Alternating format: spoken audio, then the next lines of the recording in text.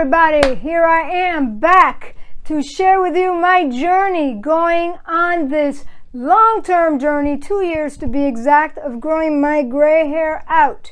I am in month number 8. Can't believe it. Time flies when you're having fun. Hey, today we're going to be talking about demarcations. Another word for demarcation is boundary. And we know that when we're growing our gray hair out, we have a demarcation line, and I can't wait to talk to you about that. But listen, if you missed last month's video on transitions, that definitely hit a nerve. That is by far the best video I've done, according to people. As far as likes, as far as people watching it, and as you're growing your gray hair out, you are going through a tough transition, and you need to know what's going to be coming at you, how you should behave, how you should react, and what you should do as you go through that transition. You won't want to miss it. But today, very important topic, boundaries. Boundaries. Demarcations. I think the number one reason that women have a hard time growing out their gray hair is because of demarcations. For some reason, they think that line, that difference in hair color is really, really gross looking. I don't know where they get this idea, because actually there is a beauty technique that women pay lots of money for called ombre. They pay upwards of $200 to get different shades in their hair and different demarcations. Now, it is true that with an ombre, and I hope I'm pronouncing it right, but with an ombre, you don't have a sharp demarcation line. The colors kind of blend into each other, and that is why it is so expensive for you to go and get an ombre. But hey, I am going to talk to you today about your ombre and how you should let it grow out if that is what you want to do. No one should make you do anything. But if you want to grow your gray hair out, you need to look at it as an ombre look, that you are saving yourself $200. And that's just the first time you go. You know, maintenance, upkeep on an ombre is, I'm sure, very expensive. I have never paid someone to dye my hair. I've mentioned that in other videos. I've always dyed my own hair. Also, the easiest way to do this, folks, those of you that are younger and have some gray, once you dye it, forget it. You will have a demarcation line the day you decide to let your gray hair grow out. It is best to leave all those little grays alone and let your hair evolve and change naturally. And like that, you don't have to deal with a demarcation line. But I personally find the demarcation line to be a good reminder to me about boundaries. Boundaries are very important in life, especially in relationships. So I want to talk today about a book that was recommended to me when I was going through divorce. I had never been to a therapist before. I finally went to a therapist a year before going through separation and eventually divorce. And this is the book that she recommended. It's called Boundaries by Dr. Henry Cloud. It is a very good book. It is one I recommend to my clients when I work with them, because I remember how much this book helped me. It's in Spanish, it's in different languages. You could get it in audio. But this book taught me how I needed to have boundaries in my relationships, because I really didn't have any boundaries. I was a people pleaser, and I wanted to make my husband happy, and I did everything he wanted, and he was never happy and would never be happy. But as soon as I started putting up some boundaries, things got more difficult. Why? People who want to control you don't like boundaries. So this demarcation line in my hair serves as a reminder to never, ever get into a relationship again where I am controlled and where boundaries are not respected. So having a demarcation line in your hair for a while, and it's a transition. It's not forever. You're not going to have that boundary in your hair forever. All right, demarcations, boundaries, very important. Oceans have boundaries. Did you know that when the different oceans meet, they don't mix. They don't mix. The chemicals in the water and the way God made it don't allow them to totally mix. And right there we have in nature an example of a demarcation, of a boundary. I think of the artist Sia. Those of you that don't know Sia, she's a very good singer, one of my favorite singers actually. And one of her songs helped me tremendously in the early stages of my separation and divorce, and it was the song Titanium. She actually wrote that song. But in the videos that depict her songs, she always uses a character that wears a black and white wig. And she has gone through different struggles in her life. She's been very vocal about it, as far as addictions to drugs and alcohol and attempted suicide and depression and different things that she struggles with. But she made a decision in her career that she was going to have a boundary when it came to her public life.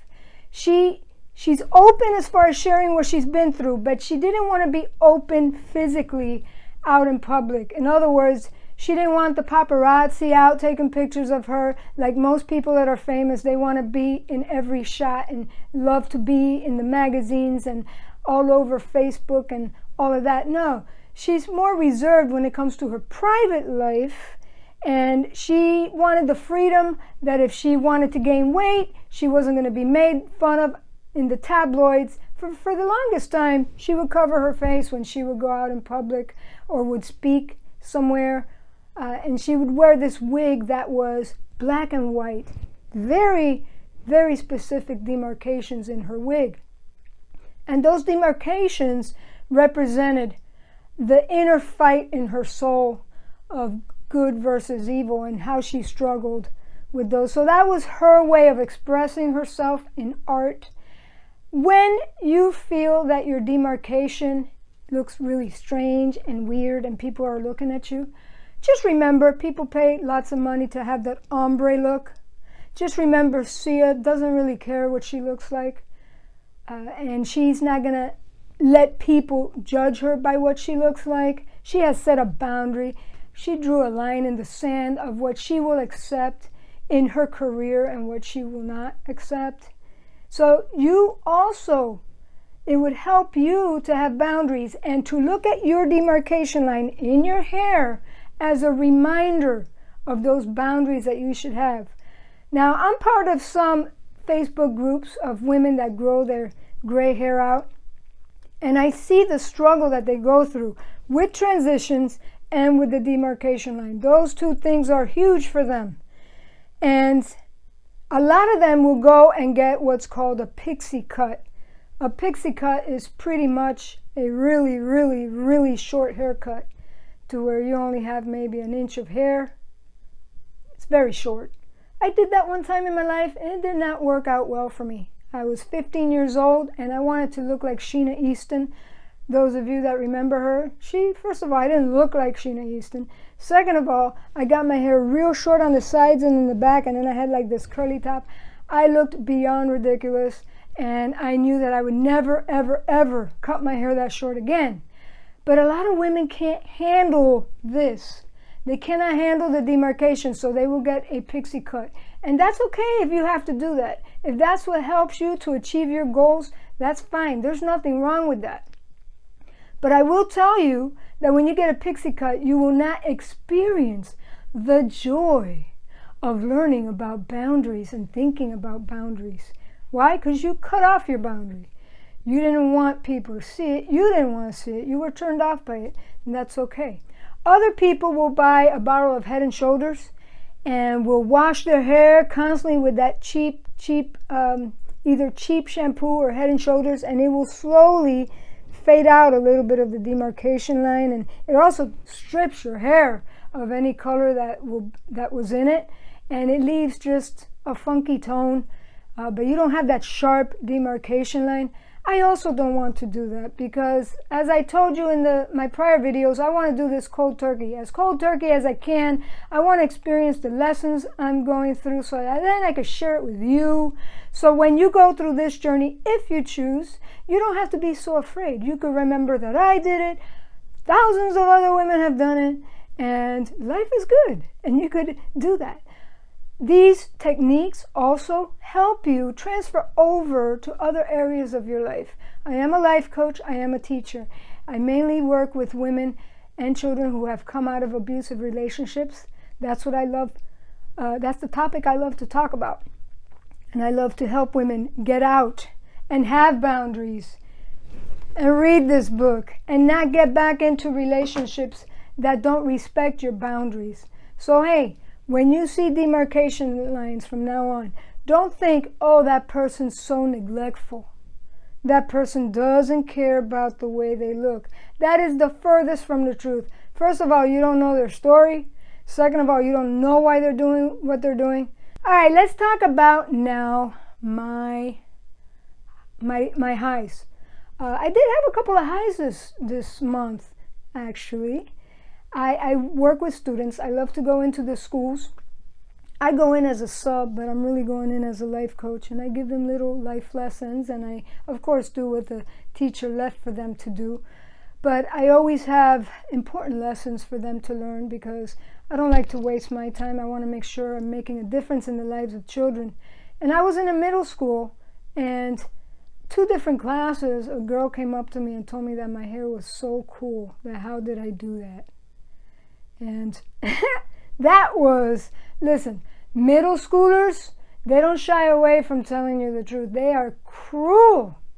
And they could be cruel in high school too. Elementary, I think, is the worst. They just have no filter, none whatsoever. And I'll tell you about my low last month with an elementary school student. But my high was that those girls realized that maybe it was my confidence or whatever it was. And it is a whole package, guys. It is a whole package. I think when you walk around feeling afraid or disgusted with your demarcation line because people have made you feel that way, or they told you look old, and oh my goodness, I look old, no one's going to be attracted to me, my husband's not going to be attracted to me, all those things.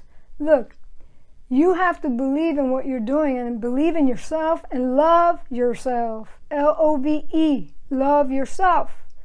And once you do that, it really doesn't matter what the people say to you. It doesn't bother you. It might bother you a little bit, but then it just rolls off and you're done. You're on to the next thing. You don't even remember what they said. But anyway, that was a nice compliment that I got from 2 middle schoolers. My low was I was in an elementary school, and a boy, I heard him say, yeah, man, she's just an old lady. I'm not going to listen to her. Old lady. And I don't always respond when I hear things like that, but there's something about disrespect that really pushes my buttons. And these are children that are learning how to behave, how to have relationships, and they will one day be in a relationship, marriage possibly, and things will not go well if they're talking like that or having those kind of beliefs. And so I stopped them cold. I said, what do you call me? And then, of course, all the girls came to my rescue. He said, you're an old lady. Okay, and then I said, how old do you think I am? And we went through this whole little game. And let's just say I cured him straight. My epiphany for the month. My epiphany is that my overall consensus these past 8 months, when I've gone into the schools and I've noticed the children's reactions to my hair, most of the time there is no reaction. They just accept it as part of life, and I don't have a whole lot of reaction, which is great because they're there to do other things. But they do analyze teachers. They look at them up and down. They know everything that they wear, the perfume they wear, the type of iPhone they have, everything. So they do check me out, especially because I'm new. They don't know me. But I've noticed that the boys have been more cruel than the girls. And it's probably that physical thing. Men are more physical. They notice physical things. But guys, Women, don't let that affect you on how you think about yourself. You need to find a man that's going to love you the way you are, even if you're bald. If you go through cancer and you lose your hair, you're trying to tell me that your husband's not going to love you because you have no hair? I mean, that's pretty sad. Or your husband's not going to love you because you decided to grow your hair out gray. That's pretty sad. It really is. And it's time to do what's best for you and take care of you. I didn't do that for the longest time. I'm doing it now, and I'm trying very hard to be a role model for you ladies. All right, so that was my epiphany. My quote for the month is this: "No is a complete sentence," by Anne Lamott. No is a complete sentence. You don't have to give explanations. You don't have to give reasons why. You don't need to try to persuade people. No is no. And if your boundary is no in whatever area, then that's your boundary. You will not go there. You will not do that. Just like Sia for the longest time wore a wig that covered her eyes, black and white wig, and she would cover her eyes and wouldn't be seen in public. That was her choice. Eventually, she made a different choice when she felt better and she wanted to make a different choice. But you need to be in control of your choices. All right? All right, a fact. Do you know that smoking causes you to go gray prematurely? Smoking does all kind of horrible things to you. And it also kills 480,000 people a year.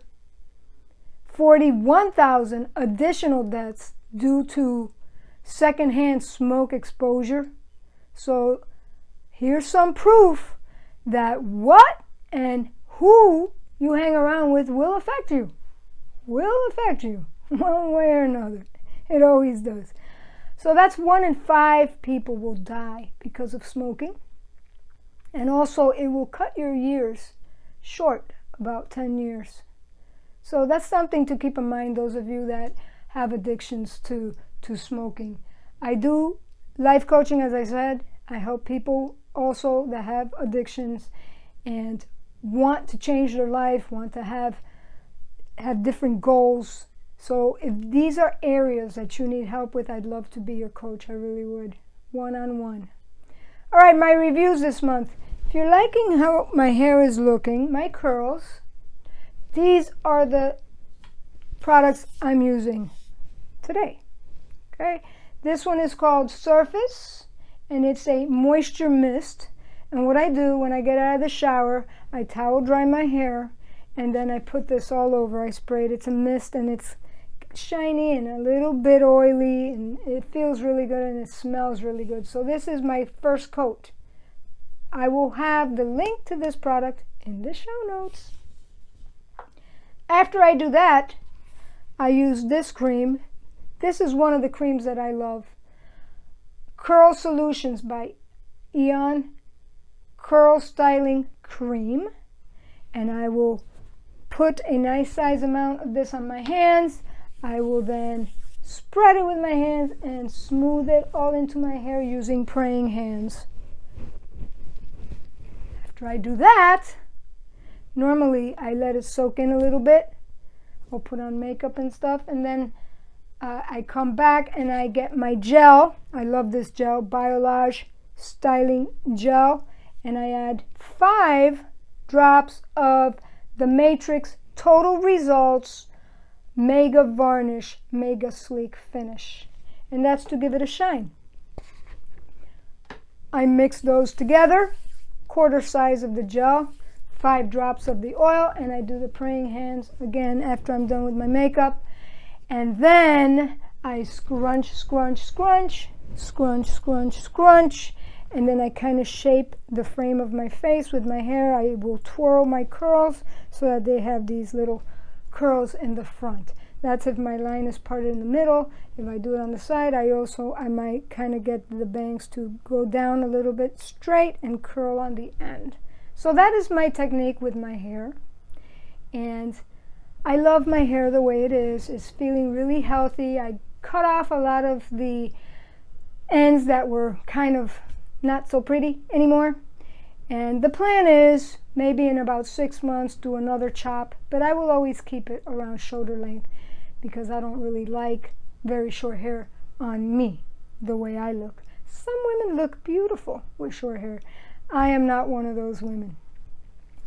All right, next month, I am going to come with a topic that interests me, and it's why I wanted a different look. You know how people always say, you need to know your why. You need to know your why you're doing this. Why are you losing weight? Why are you doing that? On and on and on with the why. All right, next month I'm going to go into detail as to why I'm doing this. Some people don't totally understand why I'm doing this. And that's okay. It's good to be original and be yourself and do things the way you feel is best to do them. And I hope these videos are helping you. Please leave a comment. Let me know. People are afraid to leave comments on these videos. Come on now, communicate with me. I have a lot of playlists in mind that I'm going to be starting very soon. And I only have so much time in the day to do this. So I will evaluate which playlist to continue, which playlist to drop, which ones to add, that sort of thing. So to communicate with me is very valuable to me, and it will help me make some decisions for the future playlists that I'm going to be introducing to you guys. If you need a life coach, I'm your girl. I'm currently just coaching women and children, men in the future, but not right now.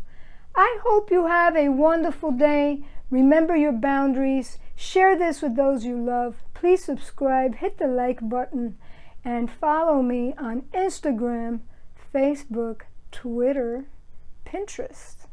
And check out my website at www.mymomentslc, which stands for lifecoaching.com. See you next month, month number 9, where I'm going to talk about why I want a different look. You all have a wonderful day. Love you. Bye.